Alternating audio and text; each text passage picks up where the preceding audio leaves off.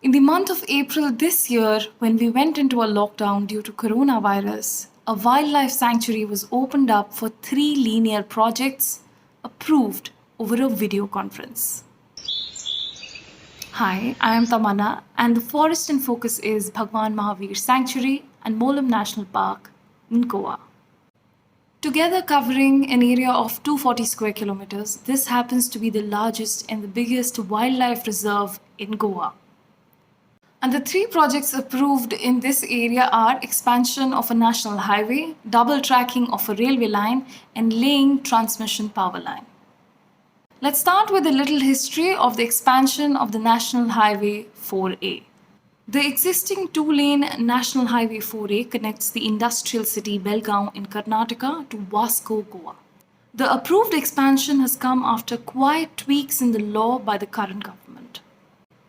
This project was proposed back in 2005, but it kept hitting roadblocks because this happens to be a protected forest and it has a lot to lose. In 2016, Nitin Gadkari-led Ministry of Road Transport and Highways had taken measures to expedite languishing road projects. This included eliminating the requirement for an environmental clearance for roads up to 100 kilometers long. In 2018, the National Highway Authority of India proceeded with this project without seeking any fresh clearance after the 2016 tweaking of rules. In January 2019, a PIL was filed against this project, but by the time the court ordered a stay, the trees were already hacked.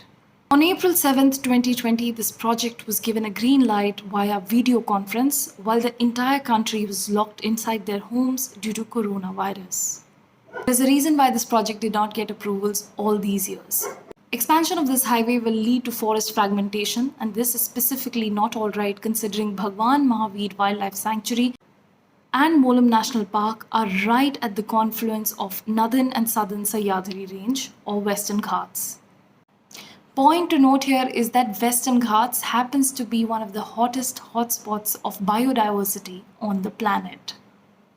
Western Ghats cover less than 6% of India's land area but hosts nearly 1/3 of the country's plants and animals, including 325 endangered species.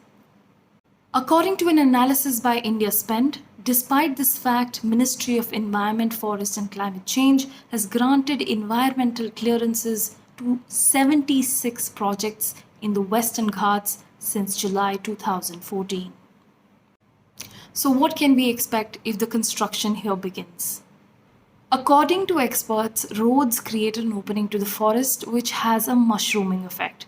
That means there's not just inflow of people and traffic, but also outflow of wild meat and viruses, just like COVID-19. Animals are prey to becoming roadkills, especially on wider roads. Birds too are unable to escape the damage. Once the wheels of this project are in motion, there will be leveling, blasting, and earth-moving work, which means also debris and construction material that ends up in the streams and rivers as always, polluting water that is meant for the animals of the forest. Molam is home to fascinating species, which include, most importantly, endemic species, which are range restricted. That means you can't find them anywhere else. The disturbance that roads and railways create in the vegetation allows invasive species to take hold and thrive. Once they come in, they can outcompete the natives.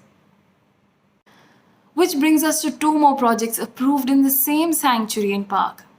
Doubling of Castle Rock Kulim Mudgaon railway track and laying of a 400 kilovolt power transmission line. Doubling of Castle Rock Kulim Mudgaon railway track will include construction of 12 tunnels in a 16-kilometer stretch, creating a further fragmentation of the forest. Electronically operated doors are proposed on the tunnels, but animals cannot time trains or read signs.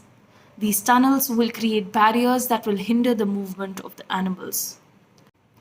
Not to forget, the laying of these tracks will also include felling of trees, and this forest happens to have cavity nesting birds. The 400 kilovolt of high tension power transmission line goes a step further in these approvals. There is no environment impact assessment of it mentioned in the ministry's website whatsoever. Molam is all set to lose more than 55,000 trees, but the locals believe the number will be much more. 2020 started for Goa with the death of a tigress and 3 cubs as a direct result of human-wildlife conflict. While on one hand, the Forest Department is trying to reduce human-wildlife conflict by creating artificial water holes and nalas to make sure that the animals don't wander around for water into settlements, these projects will create more human-wildlife conflict.